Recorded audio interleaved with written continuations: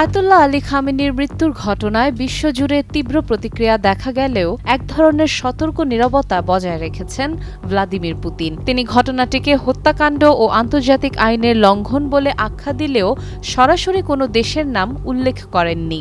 ধারণা করা হচ্ছে এই নীরবতা কেবল কূটনৈতিক কৌশলই নয়, বরং বর্তমান বৈশ্বিক রাজনীতির জটিল বাস্তবতার প্রতিফলন।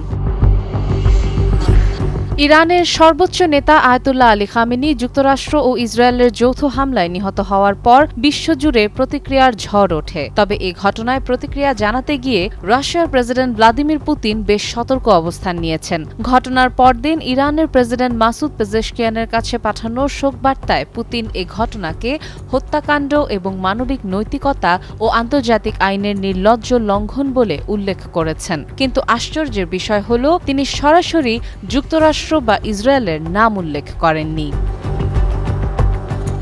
যদিও ২০২৫ সালের জানুয়ারিতে রাশিয়া ও ইরান কৌশলগত অংশীদারত্ব চুক্তি স্বাক্ষর করেছিল, তবু সেই চুক্তি অনুযায়ী মস্কোর ওপর সামরিক সহায়তা দেওয়ার বাধ্যবাধকতা নেই। বিশ্লেষকদের মতে এই কারণেও ক্রেমলিন পরিস্থিতি সামলাতে সতর্ক কূটনৈতিক ভাষা ব্যবহার করছে। অতীতে এমন ঘটনায় পুতিনের প্রতিক্রিয়া ছিল অনেক বেশি সরাসরি। ২০১১ সালে লিবিয়ার নেতা মুয়াম্মার গাদ্দাফি নিহত হওয়ার পর তিনি প্রকাশ্যে যুক্তরাষ্ট্রের ভূমিকার সমালোচনা করেছিলেন।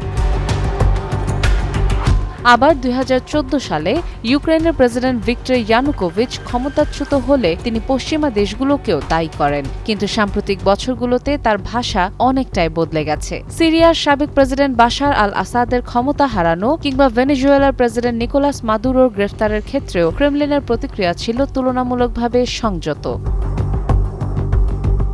রাজনৈতিক বিশ্লেষকদের মতে বর্তমান পরিস্থিতিতে মস্কো এক জটিল কূটনৈতিক ভারসাম্য বজায় রাখার চেষ্টা করছে। কারণ একদিকে ইরান রাশিয়ার গুরুত্বপূর্ণ মিত্র, অন্যদিকে যুক্তরাষ্ট্রের নতুন প্রশাসনের সঙ্গে সম্ভাব্য অর্থনৈতিক সহযোগিতার দরজাও পুরোপুরি বন্ধ করতে চাইছে না ক্রেমলিন। ফলে অনেকের মতে খামেনির মৃত্যুর ঘটনায় পুতিনের সতর্ক ভাষা আসলে আন্তর্জাতিক রাজনীতির এক সূক্ষ্ম হিসাব নিকাশের।